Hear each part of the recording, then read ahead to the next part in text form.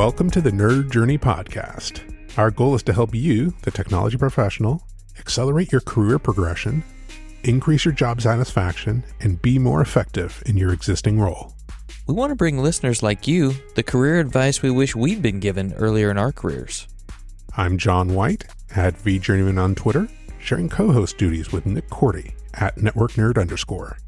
We're two former IT operations guys who have moved on to pre-sales roles with technology vendors. We have our opinions, but we also like to highlight the journeys of others and see what we can learn from them. We'd also like to ask for your feedback to make this a conversation, not a one-way broadcast. Email us at nerdjourneypodcast@gmail.com or DM us at nerdjourney on Twitter. So come join us on our nerd journey. Let's take a trip. Episode 286. What goes through your mind when taking on a new technical project? Max Kanat-Alexander would tell you to think about the end of your involvement in that project as a first step. Does that seem counterintuitive? Well, the only way to focus on bigger things is to offload what you're working on now. Max is a principal staff software engineer at LinkedIn and one of the technical leads for the developer productivity and happiness team. If you missed part 1 of our discussion with Max in episode 285, here's a quick recap. We covered Max's early IT experience and his desire to study programming. We talked about the progression of his involvement in open source software from doing bug triage all the way to becoming the chief architect and community lead of the Bugzilla project. Max also shared with us some information on job levels in software engineering and where the role of the technical lead fits. This week in part 2 of our discussion with Max, we're going to talk more about that technical lead role. What are some of the most important skills someone in a technical lead role needs to have to be effective? We'll talk about succession planning for the projects we work on. What does that mean, and how important is it if you want to move on to bigger and better things? And then we'll talk about Max's decision to write a technical book. Let's get you straight to the action with part 2 of our discussion with Max Kanat-Alexander.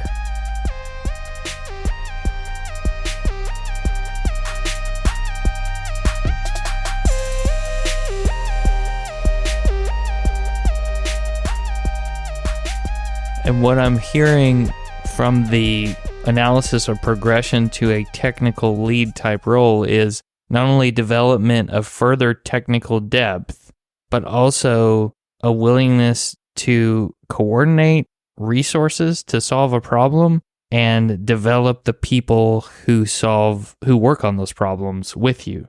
Yes. And a really important point that is a lesson that you get as you move up the ladder is many of us who are more senior are people who have cared a lot about the quality of work that we deliver. A lot of us are very deep technologists. I can write professional. I think I have written professionally in 10 different programming languages. And I have been, a world-class developer in several of them and fairly well known in their communities at one point or another. And so I have a lot of this technical background, but it's important to understand also that not everybody has that technical background, and the people who are working with you don't necessarily all have the same level of technical skills. And sometimes they have skills that you don't have. And everybody is different. And so it's really important not just to be able to coordinate resources, but to figure out and understand how best to utilize and employ all of the different engineers that you have available to you to cause work to be done effectively, and to recognize that people have strengths and weaknesses. And don't be surprised if you assign a task to somebody who is not strong in that task and they don't do a good job. Or be aware that they have that weakness, and either you're going to mentor them through it or you're going to find somebody else to mentor them through it. Because it's not just your job to deliver a product at that point. It's also to cause a team to exist that can deliver the product. Like, fundamentally, the people who make a team exist are the managers. Like, that's very much a managerial duty. Like hiring, firing, absolutely not a tech lead duty. That is the most thing that's not a tech lead duty. Hiring, firing, and performance reviews, not tech lead. But you might be more technical than any of the managers that you work with. And so the only person who's going to either to judge the quality of the work and to describe how people are going to up-level their craft of engineering is you.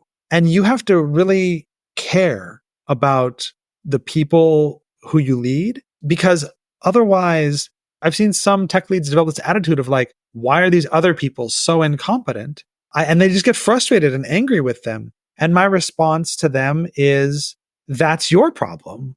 That's not their problem. You need to help them get better. I really like that statement because while you did say the performance review burden falls on the manager, the tech lead has an input to that performance review. I might call them a stakeholder in that discussion at least, because you mentioned the tech lead will have some input on the quality of a person's work, maybe from a different lens, because you might be more technically savvy than the people manager of that person. For sure. And I would also say one of the things I'm picking up on that maybe we haven't stated is if you want to be a tech lead, you're going to have to be able to communicate well with other people, not just who do what you do, but who use and manage different systems than you. Yes, it is extremely hard to rise up the technical ladder without excellent communication skills. For you, was the community lead something that built up those communication skills that have served you well? Or were they already there because of your theater background? I'm really curious about that point. They were already there. I have always had a creative drive. So I've always been a writer. And I think that really helped. I wrote short stories even when I was a little kid in school. I've always loved writing. Even in college, I took all of my essays as just writing practice rather than like really anything. Like I didn't care that much about any essay that I had to write in college. I turned in first drafts of every essay that I ever had to write in college, which, by the way, surprisingly a great experience because it turns out in real life, you're going to be sending out first drafts of a thing you wrote every day, and they're called emails. I love that. I've never heard anyone make that statement, but so true. How often do we actually write the email and just wait a minute and go, oh, I'm going to change that a little bit? No, I don't very often. And I know people who do, but it also makes them really hate emails, and because it really slows them down. And they're like, man, emails take me so much time. And when I ask them why, they're usually like, well, because every time I write it, then I sit there and I spend another 10 or 20 minutes looking it over and making sure that I didn't do anything wrong. And, you know, when you're sort of in that environment that already feels high stakes to you, not necessarily the best time to learn how to write a bunch of first drafts. But depending on your opinion about college, you may feel that it's more or less high stakes. I did not feel like it was very high stakes. And so I just turned in a bunch of first drafts and I passed all my classes. So that worked out. Can someone who is building and writing code become a better communicator from writing code? I highly doubt it. It is not the same discipline at all. It is a computational meditation. Writing code is like a computational meditation with yourself. It is for me, one of the most beautiful and fulfilling experiences that I have in my life. And I love doing it, but it is something that I am doing with myself, like the actual process of writing code. However, the reality is software engineering is much more of a human discipline than it is a technical discipline. And in real software engineering projects, you will spend either just as much or more time interacting with people than you will writing code. Do you find that those interactions or the number of interactions are a lot more than people realize when they were wanting to get into the industry but hadn't actually done the job yet? Yes, it is shocking to everyone. There are many people who got into programming because they did not feel very socially competent or desirous. They did not desire that much social interaction. And they got a rude awakening that there is a tremendous amount of social interaction involved in team software development. Does that often weed out some people who decide, I don't want to do this? Or have you seen most of them just go, okay, so that's an aspect and I like to write code, so I'm going to go ahead and learn how to do this too? More often I see people grow into it. There are some people who never grow into it, and that can be okay. There are paths that allow people to not have great communication skills and still be excellent technologists, but they have to be very, very excellent technologists. And it will put some cap their career growth at some point. Like there will be a point where your career cannot grow past a certain point until you become a great communicator. If you can find somebody who's a great champion for you and who really deeply understands your technical skills and can communicate, like let's say with management and with others on your behalf, and you have like unbelievable technical skills, like you are just like in the top people in the world in the thing that you do, then yes, you can get along without having communication skills.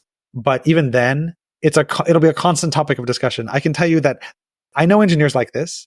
Every time there's performance discussions, there's always a discussion about that engineer, and somebody has to defend them and say, no, they are a stellar engineer. They deserve a great performance rating, even though when you talk to them, it's confusing. Based on patterns from other guests, the ability to effectively communicate has been a pattern in those people who went a long way, whether it was as an individual contributor or went up the management chain. There wasn't really anyone we spoke to who didn't have to have those skills. What's your coaching for software engineers or software developers who maybe don't have the communication skills they need? How can they learn to develop those, not just in their interactions with people at work? Because that's one way. Are there other ways that maybe they should consider as well? There are various training programs that you can do that will help you improve your communication skills. As an example, I have a friend and she runs a company called Effective Training Solutions. Her name is Ingrid. And she has one of the most effective programs to train people to communicate in corporate environments that I've ever encountered. You got to find some training or information that works. And here's the key, right? The key is you got to try it and see if it actually works, because there are so many snake oil salesmen in that particular field who want to sell you things based on basically pseudoscience that don't actually work. And this goes all the way back to like, Dale Carnegie. Like you can go and read How to Make Friends and Influence People, and you will eventually run into barriers with the techniques that he gives you in that book as an example. And yet that book was very popular for a very long time. So you can't just be like, well, a smart person wrote this, so it must be true. You have to decide for yourself. Yeah, just like when you get a response from a generative AI prompt, right? That's a great comparison. That's what it made me think of just right off the bat. Let's take this idea of technical ownership and follow it throughout your transition from Bugzilla into consulting and into that next role, which I think was at Google, right? At Google, yeah.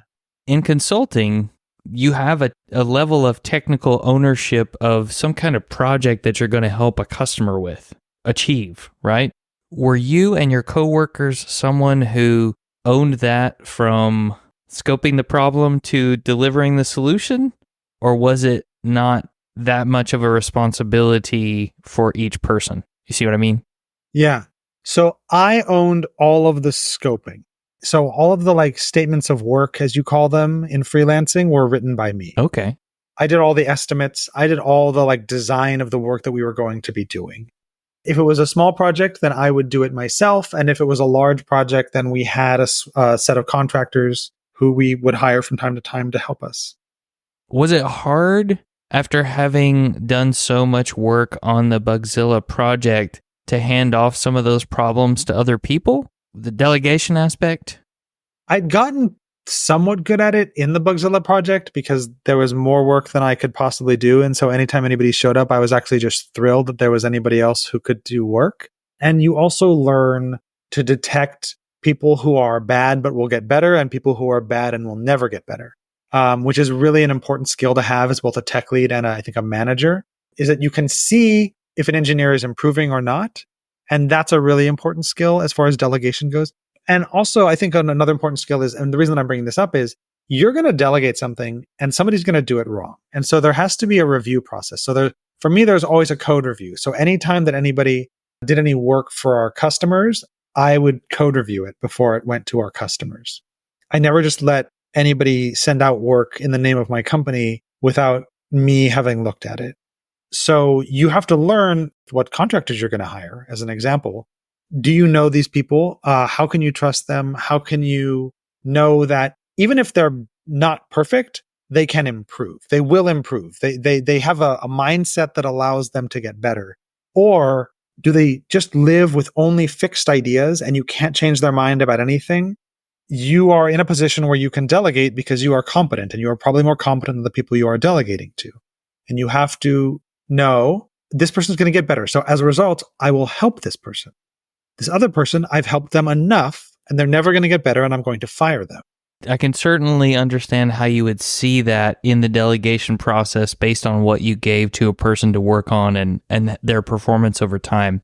As someone who has hired contractors and probably given input on hiring people over time, is there a way that the interviewer can sniff that out faster in an interview? Yes. You want to try to give people work that looks similar to the work that they might be doing. There's legal issues. Don't make them do work for your company. You can look up the law about that and why you might not want to do that. But you want to give them a problem that looks similar to the problem that you're doing. And then you don't just want to be sure that they solve it correctly. You want to watch how they do it, and especially how they do it when given some independence. So don't give them every answer along the way. Act a little bit like you aren't there, and you just want to see how they do work when nobody is watching. I mean, you're watching, it's an interview. It's always an artificial environment, right? But I do interviews differently depending on the interview and the level of the person and what I'm interviewing them for. But I've done some interviews where I just say, I actually give them a piece of paper and I say, here is a specification and a set of requirements. I am the internet. You can ask me anything. And then I don't say anything after that, unless they ask me a question. And then I answer only the question they asked me. I like the honing of the type of interview based on the role and level of the person. That seems like one of those skills that somebody in a tech lead position or people manager position would have to master over time and maybe not necessarily be ready for when they start the job. 100%. I wouldn't have been. Maybe that's another question to ask. Is the tech lead someone who might start to sit in on interviews for new people to join the team? Oh, the tech lead should absolutely be interviewing people. Should just be directly interviewing people. Should be conducting interviews by themselves. If you don't know how to do interviews, you should sit in with others and follow them for a little while and figure out what the company process is for doing interviews. But you absolutely need to be involved in interviewing people. Yep. Another skill to learn if you want that tech lead role. As you worked through the consulting practice, you kind of own that company. How did you make the decision that I want to go from doing this to working for a large organization next? The hardest part of being a consultant is getting people to pay you. So the full-time employees of my business were me and my mother.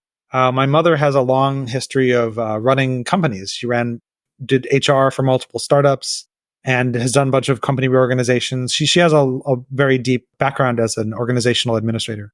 And she spent about 50% of her whole time that she worked for us just chasing up people to get us to pay us. And I wanted to get off of that roller coaster. When you are a freelancing consultant, I like to say you have infinite vacation days and none of them are paid. That's what I used to say. If you don't work, you don't get paid. And sometimes you do work and you don't get paid. I just wanted to get out of that. I wanted to get out of that world. I loved the independence. I was fine working from home. Some people talk about having difficulty being motivated working for themselves. I felt very motivated because I mostly did Bugzilla work for other companies and I loved Bugzilla and I loved what I did. And also I loved coding, so I would just code myself. But man, just being constantly on that hamster wheel of pay me was get me out. Yeah, that has to be brutal. You kind of had to hand over your baby that you had cared for, right? Because that happened at some point. So part of my agreement when I started at Google was that Google has this thing called 20% time where 20% of your week you can spend working on anything you want as long as it benefits the company in some way. And I had negotiated that I would be allowed to work on Bugzilla for 20% of my time. Sweet. Yeah. And so I did that for about the first year or so that I was at the company. But eventually the things that I was working on at Google became so interesting to me that I just really wanted to work on those. Bugzilla, I had maybe 10,000 companies using it. And that's a lot. And transitively, that affects, millions of people because it affects, tens of thousands or hundreds of thousands of employees. And those hundreds of thousands of employees make products that affect 1 billion people. But it wasn't quite as fun as hey, I work on this product that I'm going to launch tomorrow and tomorrow it will have 50 million users. I love the technical challenges and the work that I was doing and my coworkers and everything about the company I loved. And so over time, I started to lose focus on it. However, before I did that, I knew that was going to happen. basically nobody had ever been paid to work on it. And I made sure before I left, the Mozilla Corporation hired its first ever 2 people who were paid to do some kind of work on it so that the project could survive. Oh, that's incredible. I'm so glad you did that because I've worked at an organization that used Bugzilla. So it's definitely a cool tool. You know, Max, when we work on something for a long time and when we put in so much effort like you did to build this new release, kind of take a chance and then see all the sides and care for this project for so long, what's the psychological and emotional processing you have to go through to decide it's time to lay this down? And I can be okay with laying it down. I mean, there's the good way out and there's the bad way out. And the good way out is mostly the one that I've taken. And the good way out is I feel confident that others will take the flag and run with it and it'll be beautiful. And I love the thing that I work on now. I'm really excited about this thing that I work on now, and everybody else is going to take it. And, the bad way out is you're like, oh, nobody can replace me, but I either have to go do this or there's some reason in my life that I can't work on this anymore, and that sucks. And so as a result, every time I take on a project, the first thing I think about, the very first thing I think about for every project I ever take on is, how am I going to get rid of it? Really? Yep. At what point did you learn to do that or decide that you needed to think that way? That's fascinating to me. I don't remember. I probably learned it during the Bugzilla project, where I had more work to do than I could do. I also learned some of it at Cario, where there was only 3 technicians in the call center, and I was like the second level tech support person. And so I was effectively the lead of the tech support group. Eventually there were more technicians, but at first there was only 2. And there's no way that I could handle like every single ticket. And so I had to delegate. And then I eventually was like, you know what I need to do is I need to write like a policy document that says like, here's how you do tech support for the company. But I have to stop doing tickets so that I can write that. And then also I was like, oh, now I do this Bugzilla thing and I have to stop handling the policy and writing and handling tickets so that I can work on Bugzilla. I think you see over time, unless I can at some point get rid of the thing that I work on, I will never be able to move to bigger things. It almost seems like a really good way to keep your identity from getting tied up in something as well. That's what I thought of when you posed that question to yourself. Yeah, because that's a huge problem. Yes, it's a huge problem for many folks out there, especially the longer they've worked on something. Yes. When you worked at Google, you were, I think if I read correctly, you were the senior owner of engineering practice documentation. What does technical ownership look like with that description? What does that really mean? I own the engineering practice documentation. Well, let me tell you the story of how that happened. One day at Google, I wrote a document, and that document, it was just a document in a Google Doc. And it was like, here's some tips for doing code reviews. And it was very long. And it was based on my experience of doing about 10,000 code reviews in Bugzilla and a few hundred more at Google by that time. That document got super popular. And I also had been participating every week in a group called the Code Health Intergroup. And the leaders of that group had some power and a lot of connections across the company. And they said, why don't you make your document into the official code review guide for Google? And I said, can I do that? Is that a thing I can do? And they're like, yeah, you just email Sanjay and ask him if it's okay. And so Sanjay Gamawat is a technical fellow. And today I believe one of Google's only senior technical fellows, the highest ranking engineer at the company, co-responsible for some of the primary technical breakthroughs. I'm like a lowly engineer emailing Sanjay and I'm like, can I take this over? And I think he just responds with yes. I think that was his whole response. He's like, yes. And I said, okay, great. So now I own this. And then what I did was I was like, I want to put it in like a place, like a centralized place. And then I just recognized, especially from participating in the Code Health group, that there was a lot of other documentation that was like that. There was like sort of a standard process, like our documentation for testing, our style guides and things like that, that some of it, the ownership had languished. Some of it just needed more visibility and we needed to get it all into the same place. And I think that we worked in many ways by popular acclaim. And I never tried to like force a standard on the company that it didn't agree with. I would always try to have conversations in advance with as many engineers as I possibly could. We had very large mailing lists with thousands of people on them. So you had a very large cross section of the company. And you could send out, hey, here's a proposal. You can read the equivalent of a PR that like contains this text, and you can comment on it before I send it out. And everything was really well received. And the other thing is, nobody was doing it. It's amazing that sometimes you can just get a responsibility by finding a thing that's really important, but that nobody else wants to own, and then be granted it. And it is legitimately yours. Like I was legitimately the owner of that documentation. And then later, the leaders of that code health group left and they appointed me the lead. They asked me to be the lead because at the time I had published my book and I had owned this documentation and successfully gotten it rolled out throughout the company. And I was driving change and I cared. If I had to have a core piece of advice for people's career, it would be just do the thing you want to do. Whatever the thing is that you want to do, find any way you possibly can to do it. And if you just do it enough, eventually it will be your job. I like that. And in this case, you weren't necessarily begging someone else to do this. They kind of encouraged you to take it over rather than, okay, I'll just do it myself.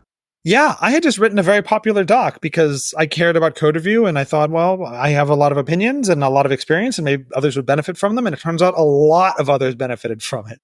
Was the ownership of that document from the time that you started working on it, put it out there, was refining that really part of the job responsibilities you had, or was it just that little extra?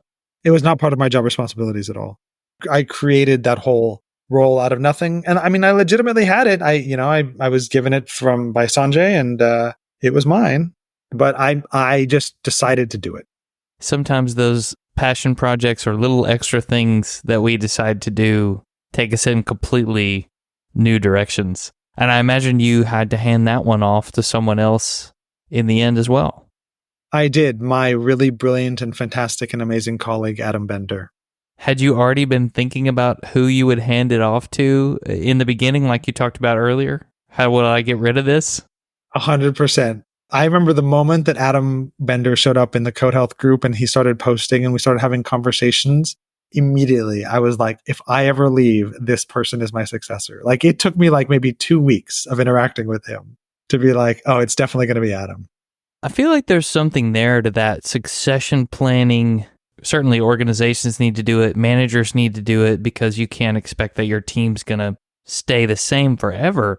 But I think that when you're an open source maintainer or an owner of a thing, documentation, whatever it is, it's kind of like a talent scout in a way. You're looking for people who would make good contributions to this thing that you are owning and maintaining. I mean, for me, I feel like in almost every interaction with people, I'm listening, maybe not even on purpose now, to whether they would make a good guest for the show, right? But I've never thought about it as I'm listening for someone who could take it over someday. It's just fascinating.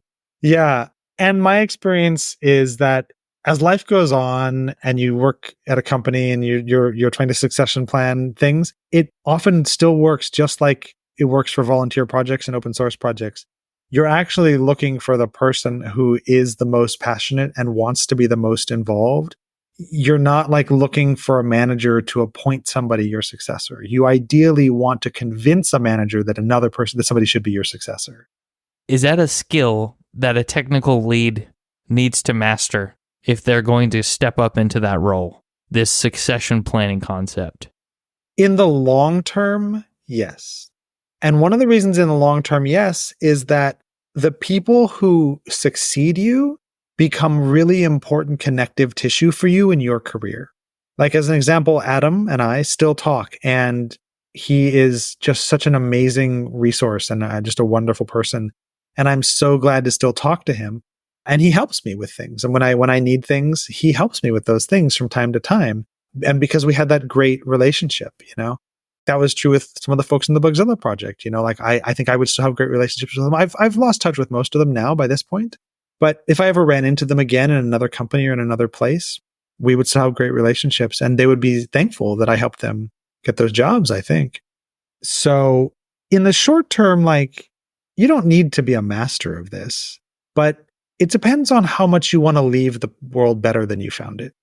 If you want to build a sandcastle that gets knocked down when you leave, you don't need to master this skill.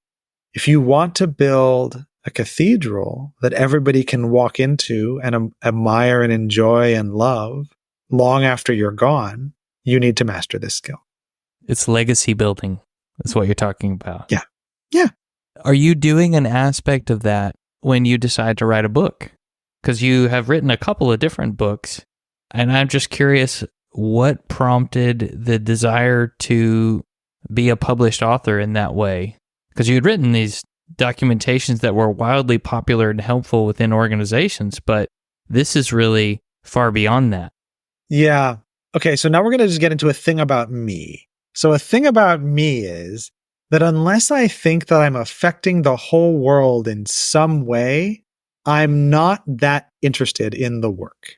I am a person, just the way that I'm made is that I would, if I could really have an effect some way on the world, at least some part of the world or some potentially part of the world, even in the future, that's what I'd rather do. And when I came into programming, it came from a background of IT for 10 years. So I was in IT for 10 years. And I used to say that I had seen a computer break in a different way every single day of my job for 10 years. And so that's like 40,000, I'd seen like 40,000 different ways that a computer could break, something crazy, And I didn't like that. I didn't want other people to keep experiencing that. And I had narrowed it down basically to complexity. And that had been what I had suspected when I was an IT technician, but I didn't know because I wasn't a programmer. And then I got into programming and I was like, oh yeah, it's all complexity. The complexity is the problem. And I felt like we solved it. In the Bugzilla project, we took a gnarly code base written in a programming language that is not famous for being great at writing well-structured code. You can write well-structured pro code. It just requires more work than in other languages. And we made it into something that people would routinely came in and said, I really enjoy working on this code base. It's really nice. And I wanted to share that with the world. I had gotten into a habit of interviewing programmers, just every friend, every person. I lived in Silicon Valley. So when you live in Silicon Valley, you go to parties, everybody at the party is a programmer. So you just talk to people about their jobs. You can just get random job experience. I had interviewed probably 100 programmers by the time that I'd written this book.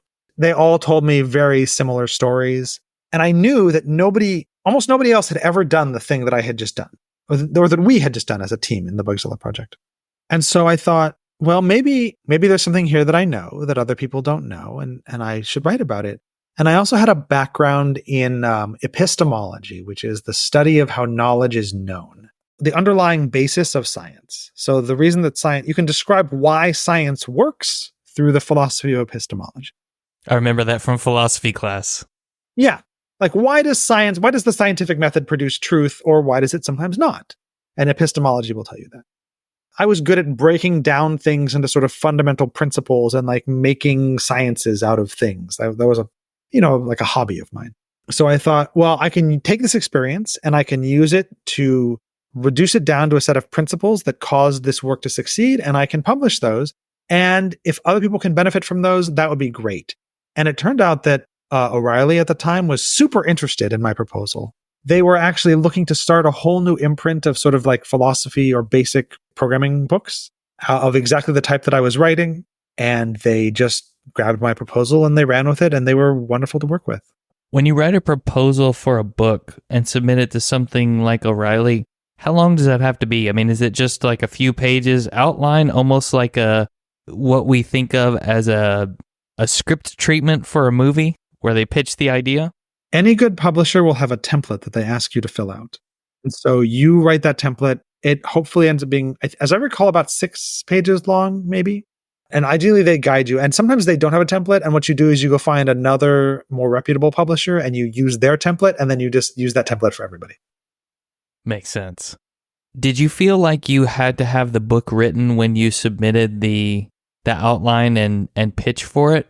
Or was it good enough to say, I'm going to submit this, and if they say yes, I'll do it? Because there's a thinking here, and it's the same for submitting a conference talk, although a conference talk is way less work than a book. But if I submit the abstract, I don't have to have the presentation written until they tell me I'm actually going to need to deliver it.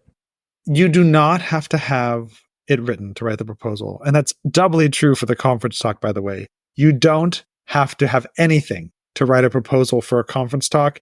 There are many, many conference speakers, including very well-known speakers, who absolutely did all their slides the day before they presented them, okay? Yep. I had written the whole book by the time that I wrote the proposal. I didn't know anything about publishing. My mother was a published author, and so she helped me with the process to go through that. But I had already written the book by that time because I didn't know that I didn't have to. And if someone out there is thinking about writing a book, what guidance would you have for them to consider before they take on that kind of work? Because it's not like you can just do it in a day or two. This is a consistent thing that you'll work on for a while. You should write the book because you want to. Any professional author will tell you that the only way you're ever going to get through the process of writing a book is if you love writing books. In the technical field, you should not expect to make money on this book, like any significant amount of money. I think that if I looked at the hours that I spent on that book and the amount of money that I get, I would have made far, far less than minimum wage for the time that I spent on that book. The good thing is it's a great calling card. When I show up, I could tell people all of my background and everything that I know, and we could have a long technical conversation where they could vet my skills, or I could tell them that I published an O'Reilly book. And you see, one of them is much easier. If you do want to make money, the way to do it is talks. There are situations where you can get talk engagements that will pay you money after having published the book, and you can turn that into that. You do have to do some marketing of your own book. Most publishers will not do very much marketing of your book, and if you want it to sell, you have to learn how to market it. If you don't want to go on book tours, then you might have to learn how to use ads, search ads, and other kinds of ads to market your book. But if you have some message that you really want to get out to the world, technical or non-technical, a book is a great way to do it. In the spirit of authoring technical books, first thing I think of when I hear that someone's a technical author is there automatically this pressure to now write a second edition because technology changes? Or should you look to make the content more evergreen to take that weight off your shoulders? Or is that even something you need to worry about at all? This is a constant problem with technical books. It's one of the reasons why books as a technical education medium have somewhat fallen by the wayside in favor of just more up-to-date websites that are sort of like reference material. Even though books are a much better teaching mechanism for technology, like it's much easier to sort of read through a story that somebody has made coherent for you about a piece of technology and learn it through a system that somebody has spent hundreds of hours refining than to try to figure out how to teach yourself it by just reading the online docs. It's much like the book is a way better experience. But this whole problem of like constantly needing to update the book, at the time that I wrote my book, in 2011, even then, O'Reilly had developed a whole system where you would write it in XML and then you could get it automatically republished. And they had just started to develop the line where you could the printer would just print the books on demand, where they were print on demand. And so with print on demand, you can update more easily because you don't have to order hundreds of copies that you're then going to send to bookstores. So the publishing industry has always tried to solve exactly that problem. My book was evergreen by its nature. I, as a person, care much more about writing and creating things that are timeless and will help everybody. It just doesn't interest me as much to write something very narrow about a specific technology, even if I was able to. I would be absolutely able to do that about many technologies.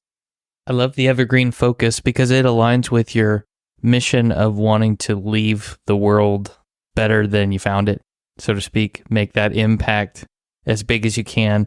And honestly, I think that aligns with the heart of the principal engineer. Yeah. And if I look at the other principals around me at LinkedIn, all of them are very similar in that respect. Oh, that's great. That brings up a really good question here, Max. Once you're at that level, that staff, principal, there are all these things that you could do and all these big problems that you have to solve.